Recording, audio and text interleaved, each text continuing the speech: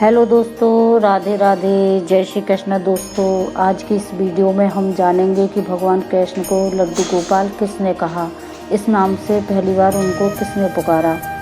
यह कहानी जुड़ी है भक्त कुंभन दास जी से। उन्होंने पहली बार कहा था भगवान को लड्डू गोपाल। आगरा ब्रज भूमि में बहुत समय पहले श्री कृष्ण के परम भक्त रहते थे कुंभन दास जी। उनका एक पुत्र था रघुनंदन। कुंभन दास जी के पास बांसुरी बजाते हुए श्री कृष्ण जी का एक विग्रह था। वे हर समय प्रभु भक्ति में लीन रहते थे और पूरे नियम से भगवान श्री कृष्ण की सेवा करते थे। वह उन्हें छोड़कर कभी भी कहीं नहीं जाते थे। उनकी इस सेवा को देखकर एक बार वृंदावन से उनके लिए भागवत करने का न्योता आया। पहले तो उन्होंने मना कर दिया, परंतु जब लोगों ने बहुत अधिक जोर दिया तो वह जाने के लिए तैयार हो गए। भगवान की सेवा की तैयारी करके वह कथा करके रोज वापस लौट आया करेंगे। वह भगवान की सेवा का नियम भी नहीं छूटेगा, यह सोचकर वह तैयार हो गई। अपने पुत्र को उन्होंने समझा दिया था कि भोग मैंने बना दिया है, तुम ठाकुर जी को समय पर भोग लगा देना, और वह चले गए।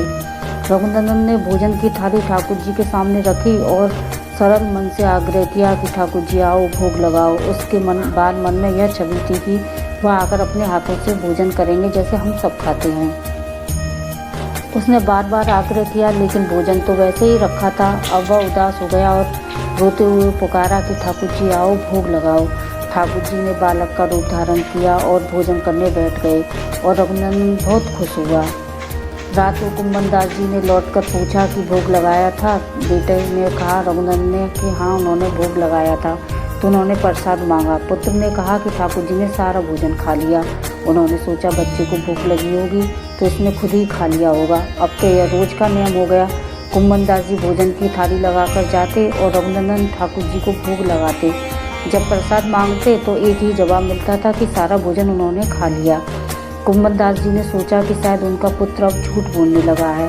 फिर भी उन्होंने उस दिन लड्डू का थाली बनाई और उन्हें रघुनंदन को दी कि तुम ठाकुर जी का भोग लगाओ। बच्चे ने रोज की तरह ठाकुर जी को पुकारा तो ठाकुर जी बालक के रूप में प्रकट होकर लड्डू खाने लगे और यह सब कुंभन दास जी छुपकर देख रहे थे। जब उन्होंने यह देखा तो वह दौड़ते हुए आए और प्रभु के चरणों में गिरकर विनती करने लगे।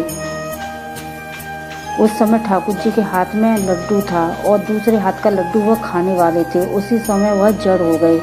इसके बाद से उनकी इसी रूप में पूजा की जाने लगी और वह लड्डू गोपाल कहे जाने लगे। दोस्तों, आपको अगर आज की मेरी वीडियो अच्छी लगी हो तो प्लीज़ लाइक सब्सक्राइब अवश्य करें और मुझे कमेंट कर बताएं कि आपको मेरी वीडियो कैसी लगी।